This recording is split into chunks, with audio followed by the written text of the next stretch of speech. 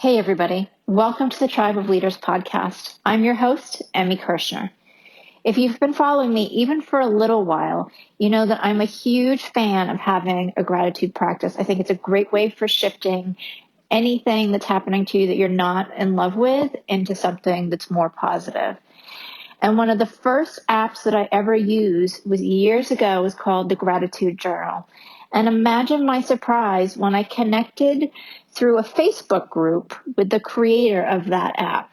Her name, and on the show today, is Carla White. And Carla shares her story of the how and why she created that app and how it's changed her life tremendously. I loved talking with Carla. She shares some nuggets of information that I was really surprised to hear about why gratitude and expressing gratitude is so important to our happiness. Listen in. My name is Emi Kirshner. I'm a serial entrepreneur and investor. The one thing that I get asked all the time is, how do you achieve success in business and make an impact? In each episode of the Tribe of Leaders podcast, you'll hear from entrepreneurs and visionaries who share how their leadership has changed not only their lives, but the lives of everybody around them.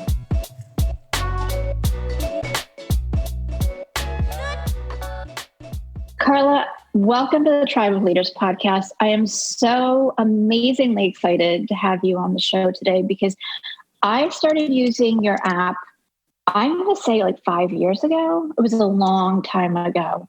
And I loved it. And it really made a big difference in my life. So to be reconnected with you recently is such an honor. So thank you, thank you, thank you. And please share with everybody who you are and a little bit about the Gratitude app. Well, first off, thank you for having me on your show. This is such a huge honor.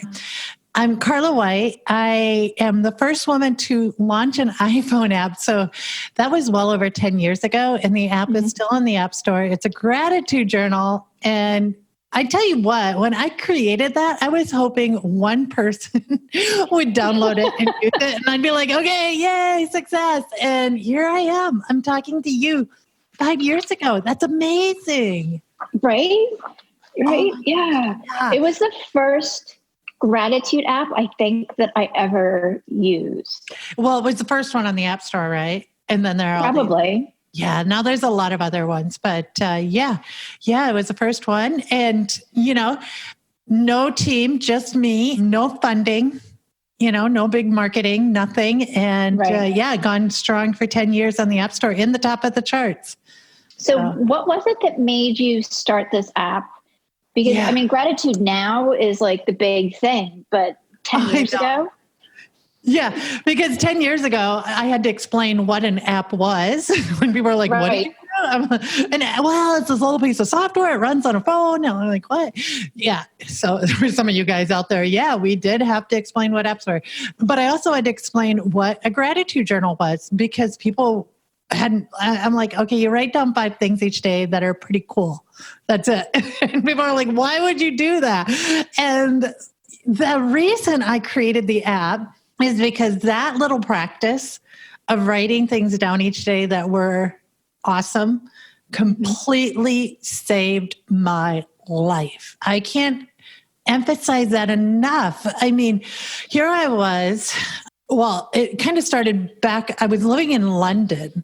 I was just got done with this big, long job with Microsoft, of all people.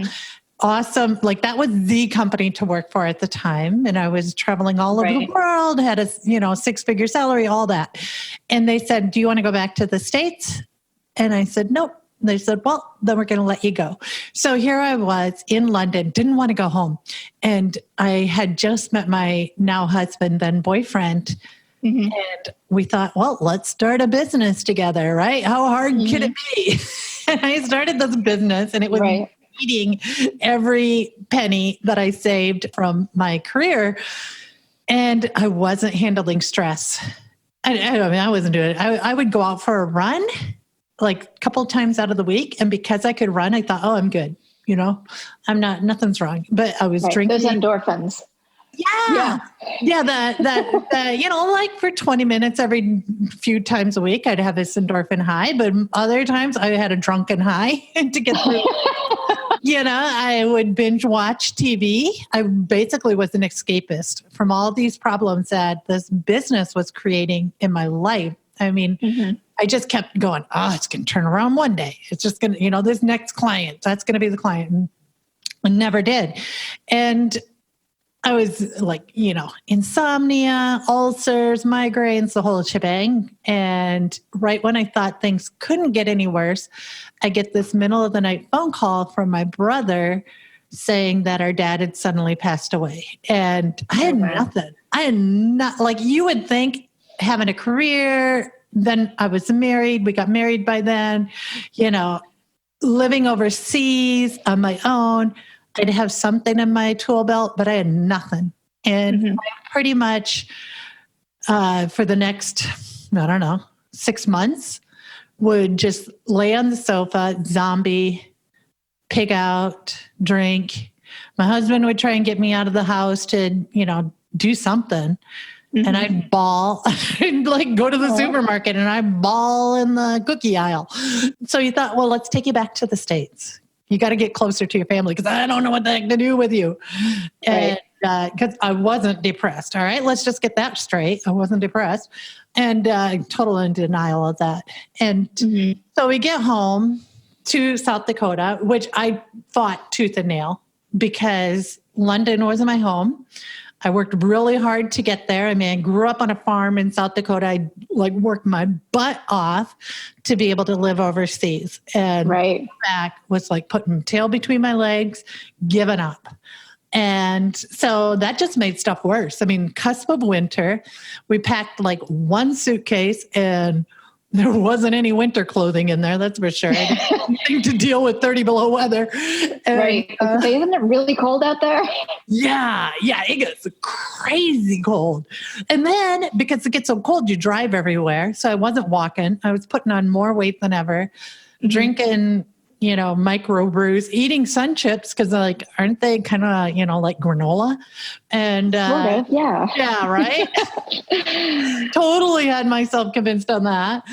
And got worse and worse and worse, right? Insomnia is worse. And working a job, I didn't like the job. I was anyway, that winter, ended up in the hospital for double pneumonia. And oh, wow. Yeah. I mean, I couldn't breathe. And when finally my cousin's you need to go in. And so I finally went in and the doctor's here's something for your double pneumonia. And by the way, you need to do something about your depression. And I'm looking around the room, wondering who the heck she's talking to, because I certainly don't have depression. Right. And, what depression? Yeah. Right. That was such a label that I ran from so much. Got home from the hospital, couldn't sleep because if you have pneumonia, you'll lay down and all you do is cough. So I was trying to figure out what to do. And, how do you cure depression? I didn't want to take any meds. And came across just writing down things every day that worked out. It wasn't called a gratitude journal. It was just write some stuff down. So I'm writing stuff down. I'm I can do that. Go ahead. Did you just suddenly decide to do it, or did you see something that? Right. No, I actually I was Googling all this stuff or searching it because Google, it wasn't a word back then. Right. So long ago. But anyway, I was on Google, and there was an article about I came across this mother who lost her child, a soldier who came back from Iraq, who had PTSD, all these people who came over such difficult life. I mean, what I was going through was low level minutia compared to what they experienced. And I'm wow, if they could do this and turn their life around without any drugs or anything, they just did this, I can do this. And mind you, I'd been reading self-development books at the time. Right. It's not I wasn't trying to figure something out. But back then, I think the biggest self-development book was The Secret. And, there wasn't, Eckhart Tolle was starting to come onto the scene. Right. Wayne Dyer, there were a few people, but it was pretty hush hush about personal development or even self-help. Wow, what a bad word that was, right? So anyway, fast forward, I'm 2 months into keeping this gratitude journal. I'm out for a walk. It's not so cold out anymore. And I'm going through my head thinking about what I can put in my gratitude journal that night. And I'm thinking things like, okay, I slept really good last night. That's a bonus. I lost like 10 pounds. Frigging awesome. I have a job offer with NASA. How cool is that? And I was going through all these different things. And then it hit me like, holy crap, my life had done a 180 in just 2 months. And it was probably sooner than that, but it took me 2 months to realize it. Right. A little slow on the uptake there. And that's all of us. I know, right? Because I was so caught up in every little thing about me is, right. And so anyway, it hit me. I mean, it hit me hard. Like, what did I do? What was the magic pill I took? And when I narrowed it down to that journal that I was keeping, it was like, I got to tell everybody about this because it's so darn simple. Like all these self-help books that I was going through were like, you got to do this and you got to do that. And I'm like, I can't do all that. But this was just writing in a journal. Heck, that's easy peasy. I can do that. Why isn't everybody doing this? Right. So I love it. And it really helped me when I started using your app. And I mean, every day has, good things and bad things, but particularly on the days where things weren't working well, even if it's just small, low level stuff, to really reframe and be like, oh, things are pretty good. Yep. Yeah, right? Right. Because what it does, and so after releasing the app, I've dove deep into neuroscience and positive psychology and ancient wisdom. And there's all sorts of like physics and law of attraction and all that other stuff. But if you want to take and simplify it, you are just taking your life, what the good moments in your life, and you're replaying them in slow motion so they stick in your brain. Okay. And when you do that, your default mode of reacting to situations changes. It's really so simple. So the way I liken it is, I grew up on a farm, and in the spring, the yard would get pretty muddy, and my dad would be driving his tractor to the feedlot and fill it up the scoop. He'd fill up the scoop, bring it over to the cows in the yard. And he'd drive that a couple of times a day. And it got to the point, because he drove it a couple of times a day, that there would be grooves right where the tractor wheels went. And eventually, he wouldn't even have to hold on to the steering wheel. The tractor would just drive itself right out to the cow yard. Right. And the same thing happens in your brain when you're reliving these moments, because your brain does not know, as smart as it is, it does not know when you're writing and feeling that moment again, whether that is happening right now, whether it happened in the past, in the future, it just knows that it's happening. And so your subconscious is like 4,000 miles per hour, while your conscious mind is only about 70 miles per hour. And so your subconscious is running the show 4 steps ahead of every decision you think you're making. And you're going deeper into your subconscious and changing and upgrading the software in your mind. I love that. Yeah. But I think that's a really easy way to understand it, because it's like the little bit that I've read about it too. It's like our minds are programmed to focus on all the negative stuff. And unless we reprogram it and really start looking at the positive, we'll stay on that negative track, and that limits us. Well, okay, I'm glad you brought that up, because that's a big pet peeve of mine. Is it gay? Yeah. The only reason we are programmed to focus on the negative is because we've been brainwashed into that state. You look at our kids, are they programmed to look at the negative? Right. No way are they. Holy cow. My kids get up, they're full of energy, happiness, life, unless I tell them they can't have the iPad. And But seriously, they are. And here, listen to this. The top 3 industries in the United States need us to live in a state of fear, lack, not enoughness, anger, anxiety. Mm-hmm. They need us to be in that state continuously. So what are those 3 industries? My first job out of graduate school, my first big girl job, was working for the Pentagon. I worked on a $3.5 billion Pentagon program. And this was when $1 billion was a lot of money. And that portion of the budget, the defense budget, was just a tiny sliver. So the largest industry is arms. We need to live in this fear of people who are made up of the exact same stuff that we are made up of, but we live in fear of our own species. Right. Okay. So that's number 1. We got to be in fear and pay tons of tax dollars for arms. Second one is pharmaceuticals. Mm-hmm. Pharmaceuticals, billions of dollars, growing at over 6% a year. Oh, guess what else is? Health industry is growing at 6% a year, right? Right. Yeah. So I used to say, my background is in health coaching originally. And I used to say, like, there's no money in being well or healthy. Yes. Exactly. That's why it's from a healthcare standpoint, that's why it's not the focus. It's Band-Aiding. 75% of all Americans are on at least one prescription drug. And I bet it's more than 75% because I went to go get my teeth cleaned and the dental hygienist asked me, what prescriptions are you taking? And I'm like, well, none. And not, are you taking prescriptions, but what prescriptions are you taking? I'm like, does everybody take a prescription? And she said, yeah, even all the kids. Wow. So 70, and then I have to think, I think it's like 25% take 5 or more prescription drugs. Cause you take one, you get a side effect, you got to take another. Mm-hmm.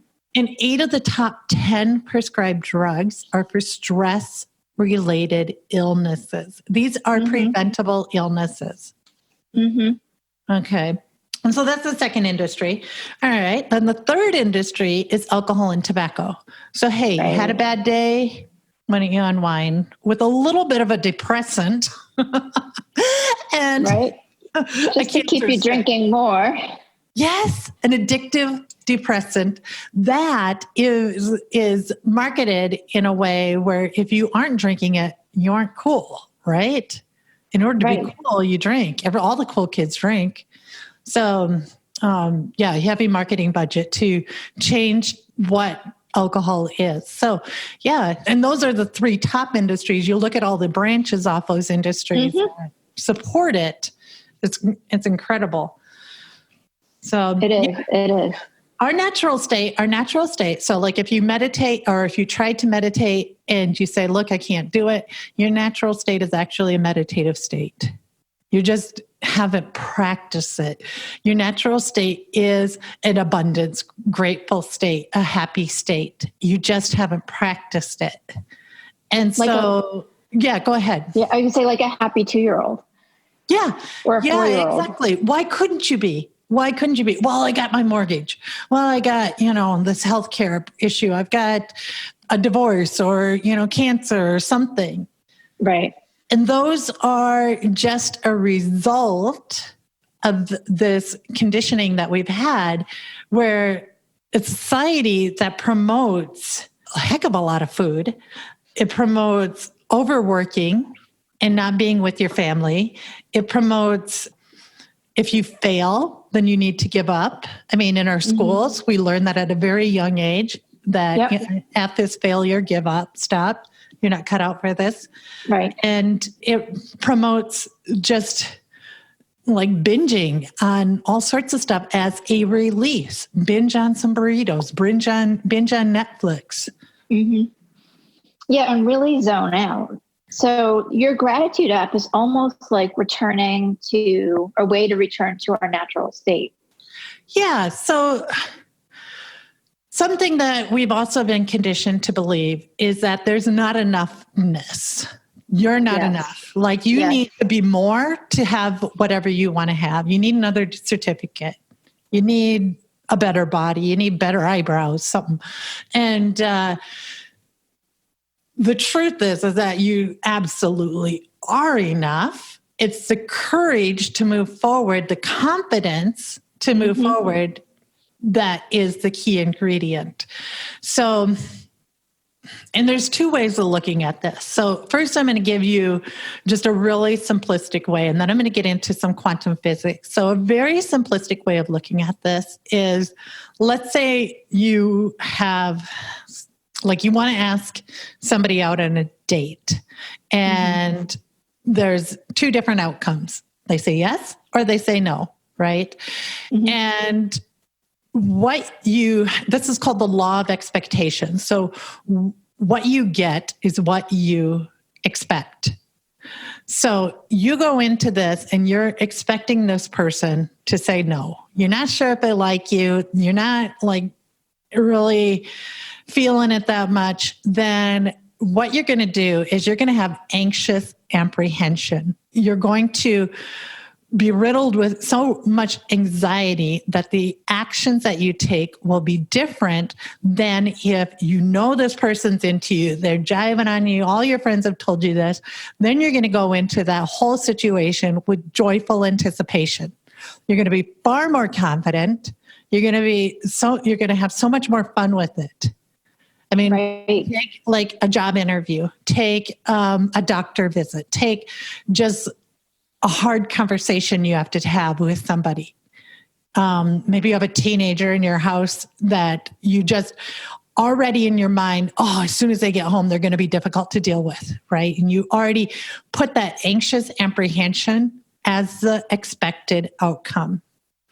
So how do we always, if this is, the law, and if we're going to go into it with joyful anticipation, because, hey, that unruly teenager comes in, but I'm going to joyfully anticipate it because I love that person and I'm going to do whatever I can, right? If you come at it with that sort of mentality, you get different results. Right. And it's coming back to feeding positive with positive with positive rather than feeding negative with negative. There's two different energy forces. Are you going to focus on the negative or the positive energy force? But how do you always come after things with the positive energy force is a question. Like, how do you make that your default mode? Right. And that's where gratitude, practicing it on a regular basis, like every single day, writing it down. And also throughout your day, finding as many moments as possible to be grateful for. And this is not putting your head in the sand. In fact, I think it's just the opposite, because what it does is wakes you up and you start seeing things that you never saw before. Absolutely. Opportunities. You see people differently. You see the whole world just changes. Like, you don't have to move. You don't have to lose those 50 pounds. You don't have to change your job. The whole world changes for you. I love that. And I'd love to know your thought on this, because I started doing this a couple of months ago and it's been fabulous for me in that in part of my gratitude practice, I write down things that I want to have happen, whether it's, selling my house, which I'm in the process of doing, or bringing on new clients, or, having amazing podcast guests. I write some of those things down and then they just fall into place. Isn't that awesome? Yeah. So, what a great segue, because let's talk about this from a quantum physics standpoint. So, not to get really totally nerdy, but quantum physics says that everything is everywhere and nowhere at the same time. It's when you give your attention to something that it appears to be. Okay. So let's just pretend there's a few dots out there in the universe and you give your attention to them. Well, those dots get your energy and they grow from that energy. Now, those dots could be, holy crap, nobody's going to buy my house. Or those dots could be, I'm going to get even more than I asked for my house. There's going to be a bidding war. Right. And it's giving your attention to it that feeds it and grows it. This is scientifically proven. So what happens with a lot of us is, and this is why I don't like these journals that say, just 1 minute, just practice gratitude for 1 minute. Why would you give your attention to what you want for only 1 minute, and then the other 800,000 minutes, just like give your attention to what you don't want, right? So why not go through your day, like actually writing it down? I love that practice. I do that myself as well. I write down a thank you letter to the universe for all the good things that are coming, that like as if they already came. Right. And it just makes days go so much easier. And then at the end of the day, I recap what did happen. And I consider it a memoir of my life's best moments. And throughout the day, just looking constantly, how can I, like, what can I be grateful for? What can I celebrate in this moment? A lot of people get hung up on thinking, well, I need something big to happen first before I can start my gratitude journal. Like, I have nothing to write in my, what do I write? My cup of coffee. Anything, right? Stub my toe, and boy, I'm still alive to feel the pain, right? Yeah, there's so many things. And because what you'll do is start to recognize patterns as well. And when you start to see these patterns, things start to open up, and you start to attract people into your life, opportunities into your life, things into your life that, like you just mentioned, who do I want on my podcast? You attract them into your life through this practice. And I will tell you, hand over heart, when I first heard this stuff, I was like, oh my God, rolling my eyes, Right. Making jokes about it. Yeah.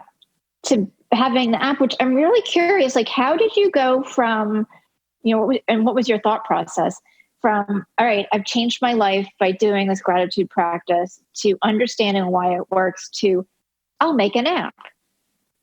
Oh, right. Yeah, here's the thing. I didn't understand how gratitude worked. That I did not know. That was all voodoo to me. But I was like, that's why I was like, if one person changes their life with gratitude, then okay, we've got something here. But what I wanted to do was just make the app so one other person could, I wanted it to be a total stranger I'd never met before. And so I went about it was crazy because I had never, I had this little iPod Shuffle. I don't know if you remember these little. Oh, yeah. Oh my goodness. Tiny little things. Only Apple product I had. And so, because I was over in this Microsoft world, so I'm like, okay, well, I got to get a Mac. I've got to do all these things. And the crazy thing is nobody knew how to make apps. Like, nobody did. Not even Apple knew how to make them. No, they just happened. Right. Like, there were a handful of us developers out there, all trying to figure this out together, helping each other out. It was such a great time. And there was no Facebook, there were no blogs, there was no Instagram, none of that stuff, Right. So we were all trying to figure this out together. And I remember reaching out to a guy who I met at a conference. I was working with NASA at the time, and I met at this conference, and he created one of the first apps on the iPhone, which was really bleeding edge. You popped bubbles on the screen, which I thought, man, wow, that's marvelous. That's so amazing. And so I reached out to him and I said, hey, will you help me figure this out? And we worked on it for a while. And he says to me after about 4 or 5 weeks, he's like, you know what, Carla, I think apps are going to be a fly by the night sort of thing. And by next year, this time, nobody's even going to be using them anymore. And boy, did he call that one wrong. Yeah. So I think an app is more important than a website in many cases. Well, the neat thing is that it's a tool that, if you're an entrepreneur and you want to build a tribe, it's a tool that helps your tribe out straight away. Right. So what I try to do, because I've been in the people's shoes that are using my app. I've been in those shoes. I've walked that. I know what it's like. Mm-hmm. What I do is I'm like, as soon as you get my app, I'm going to invite you into a whole community where we're going to work on this together. We're going to change your mindset and change your perspective and your trajectory of life together. Right. Because a lot of times when you start on this spiritual journey or this self-development journey, the people in your life who are closest to you are kind of thrown for a loop. Like they're kind of used to using you as a doormat or used to you being depressed or something like that or quiet. And once you start to step into your power, you kind of throw all that to the curb. You're like, hey, I love, like there's so much I can do with my life. But the people that you're living with or the people that you see on a day-to-day basis working with, they start to reject that right away because it introduces fear into their own life. Like, change. Yeah, it's a change. Yeah. And a lot of times they see this change in you and they don't see it in themselves. So they don't understand how you can have it too. Right. Yeah. Yeah. Very cool. So you've got the app and it's growing. Right? I mean, more than one person downloaded it and used it. Yeah. Right? Like thousands and thousands, probably millions of people have downloaded it at this point. Yes. Yeah. Yeah. From that experience and, in the last 10 years or whatever, what is the most unexpected leadership role that you've had? Yeah, I went from that to starting an app agency and writing a book called Idea to iPhone. Mm-hmm. And out of the blue, I get invited to sit on this panel in Washington, D.C. And the panel is being funded by Verizon. And they are trying to come up with a unique way to educate the public on domestic violence. So I get invited to this panel and at the introductory meeting, everybody's going around the table and I have never been in a room like this before where it's all these people who have published papers and they're rattling off like their degrees. I'm so-and-so and I've got this blah, blah, blah, and letter. I work for Abduda and I publish journal number, blah, blah, blah. And I'm sitting around the table going, oh my God, what am I going to say when they come to me? So I'm like, okay, I am Carla White and I ran away from home when I was 18 and I just went on with the whole truth. Like I worked in a bar and it was a strip joint. And, I don't know where this came from. And everybody sat there with their jaws on the floor. And I did not know this when I was sitting at the table or when we were going through these round tables and discussions, that what they were planning to do was hand out, I can't remember what it was, like a $250,000 grant to work on a project. Mm-hmm. And so I didn't know that all these people were vying for that money. And that's why they were all sort of puffing their chests. Their peacock feathers, and banging their chests. And lo and behold, I get home and I got the award. I got the grant. Amazing. I know. And for just being you. For being me. For being totally me. Because I didn't just talk about all the horrible, all the rebel stuff I did. But I shared why I created the app and, what I hope to create in the future and what my goals are and, how I want to create.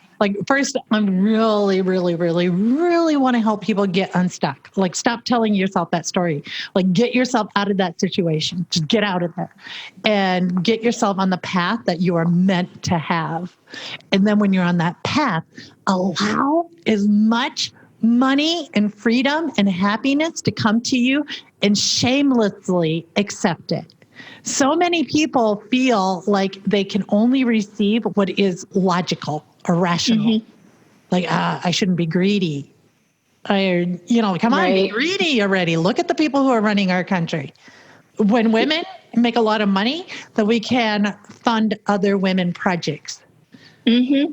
Yeah, I've read that when women make more money, it is actually a better investment because we spend it not only in on ourselves and our families, but then we go and invest in other women projects or other projects that are helping communities grow, which then create more revenue for the communities. Yeah. Yeah. And this isn't a like who's smarter or anything like that. I have 2 boys of my own, but there's so many amazing, smart individuals out there who are not getting out and making the dent in the universe because of a story that they're telling themselves that the society has pasted on them, and then they're accepting that as the truth. Right. I totally agree with you. And I've seen that, even within my community and even within myself. I mean, how many times have you shrunk or lived small because you don't want to? I know I did it like I didn't want my husband to outshine my husband, for Pete's sake. Right. Because I grew up in the Midwest where men are supposed to be the breadwinners and things. Like, oh, what? Come on. Let's get over that. No, you're right. Like, I think it's kind of being aware of, oh, I'm playing small here, so I need to stop doing that. And how can I do this differently so I am playing bigger? Yeah. You don't do anybody any favors playing small.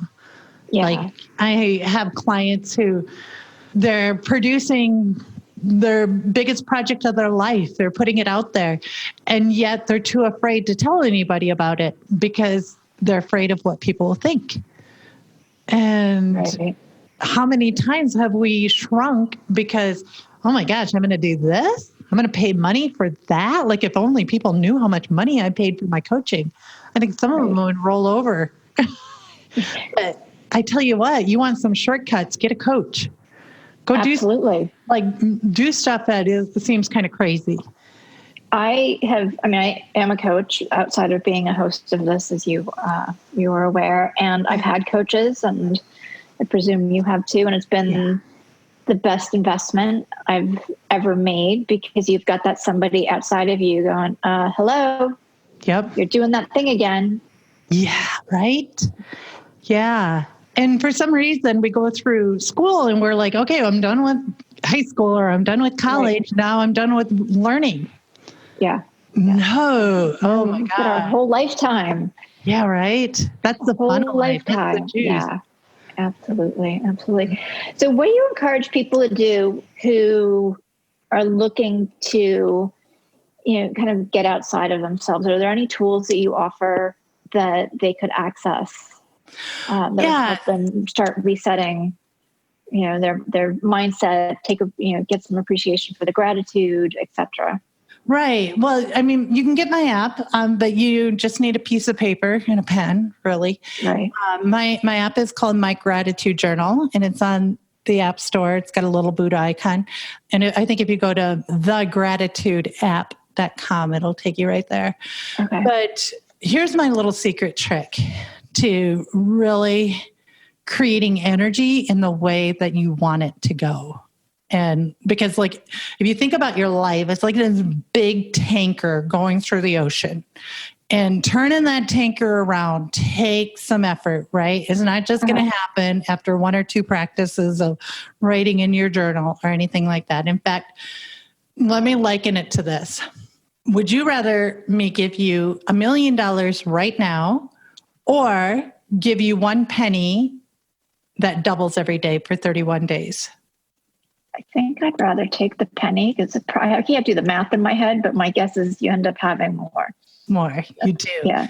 So just so we can clarify. So day 1, it's 1 penny, 2 pennies, 4, 8. That's what I mean by doubling. Right. So what happens is day 17, 18, I need to get the numbers on this, but you're only at a few $1,000s. Whereas the other dude's sitting over there with $1 million, and you're like, okay, I got the short end of the stick here. And that's usually where people give up because they aren't seeing the results of the efforts that they're putting in to turn this tanker around. Right. And if you carry on, by day 26, you got close to $1 million. By day 31, you have over $3 million. Wow. Yeah, I love it. Yeah, right? So it's that compound interest. And so when you're doing this project, that I'm going to give you, and it's such a great one. Mm-hmm. Don't give up. Don't give up. All right. So I call it 30 for 30. And what you do is you write down 30 things that you love. I love drinking water. I love going for walks. I love smell of fresh grass. I love classical music, whatever. It doesn't matter. Okay. Things that you love. And you write down 30 of them. Mm-hmm. And then you read that list out loud. Because when you're writing them and when you're reading them, it's two different vibrations. And you're really getting a really awesome, sing it to yourself if you want to, like whatever. But read it, write it and read it. 30 things. Okay. And they can be things in the future too. Right? I love my lake house. You don't have a lake house, but heck, I'm getting one, right? So I love it. I love my neighbors at the lake house. Like, yeah, it's easy. Because here's the thing. You can't repeat anything on your list during those 30 days. Everything has to be unique. And the reason I say that is because we tend to just scratch the surface level of this. And seldom do we dig deep into the real guts of where things are happening. And so you do this every single day, 30 things, unique things for 30 days. I will tell you, your life will be catapulting in a different direction. You would have turned that big old tanker around. I love it. Because by the end of 30 days too, like you really have to stretch your imagination. Mm-hmm. Mm-hmm. You tapped out. You can't write. Yeah. And I love playing with my kids. Well, what do you like playing with your kids, right? Get into some details. Now, here's another thing. Like if you're dealing with a person, you're finding it hard to forgive them. We've all been wronged by somebody, right? Right. Yeah, right. No, as soon as you say that, the vision of that person flashes in your head. Anyway, I had a friend, her husband just up and disappeared, right? She knew he was still alive. He just took off. So she confided in me. She was so upset. And I said to her, you know what? What if you just sat down for all of today, the whole rest of today, instead of crying and letting your emotions take over? What if you sat down and you just wrote as many things you were grateful for that person, for him in your life? Mm-hmm. And she's like, she shared the list with me. It was pages long. She was grateful that, he showed her children love. He was grateful that he took her to Spain, that she got to see these things, she had tons of stuff. She sent the list to him, and now they are the closest of friends. Oh, that's great. Yeah, right? Very healing. Very healing. Yeah. And it's gratitude, love, joy, bliss. It's the highest frequency. It's the frequency where things are created. It's, if you're creating out of fear and lack and not enoughness, you're just going to get more of the same. Mm-hmm. If you're trying to motivate yourself because of fear, because of lack, you're going to get more of the same. You're never going to get what you're looking for. It's great. That's great. I feel like we could talk for hours about this. I love what you're sharing. We do have to wrap up. So share with everybody, because I know you have a really cool gift for everybody too. And then where everybody can connect with you. Yeah. So let's see.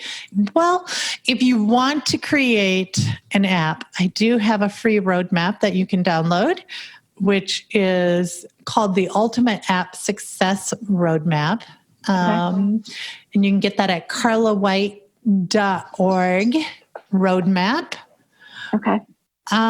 Or if you want to get into more of a gratitude practice, I do have a free 30-day prompt. So it's like 3 easy methods to jumpstart your gratitude practice for quicker manifestation. And you can get that at carlawhite.org, free 30-day prompt. Awesome. Thank you. That's so generous. Yeah. I would recommend everybody do that because I know, and I see my clients, and obviously I read some of the reviews on your app too, and people are like, Carla changed my life. Yeah. So, why not start doing something that's so simple? Yeah. I mean, it's connected me with you. It's connected me with like a roommate that I hadn't seen in years. Mm-hmm. I mean, it's connected me to the first woman to row 3 oceans solo. I mean, this app has truly changed my life. It's just been the best thing ever. That's awesome. That's awesome. Where can everybody connect with you? Yeah, just go to carlawhite.org, or you can follow me on Instagram. Hey, Carla White. That's Carla with the C. Awesome. Thank you so much for coming on today and just sharing your wisdom and positivity. It's been an honor, a true honor to hear your story and really see how you've changed your life. Oh, thanks for having me. What an honor to be here. Yeah, awesome. And thank you, everybody, for listening in. We will see you next week. As an entrepreneur, do you ever feel isolated, like you're just grinding away and not getting to the place or reaching the goals that you want? Maybe you've realized that you just spent days, weeks, or even months trying to accomplish something only to figure out that the answer that you have would have saved you all of that time. I know I've had that experience and my clients have as well.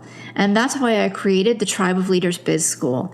Get the accountability, the training, and the knowledge base in a community of like-minded people who are there to support you. Go ahead and check it out. It's thetribeofleaders.com.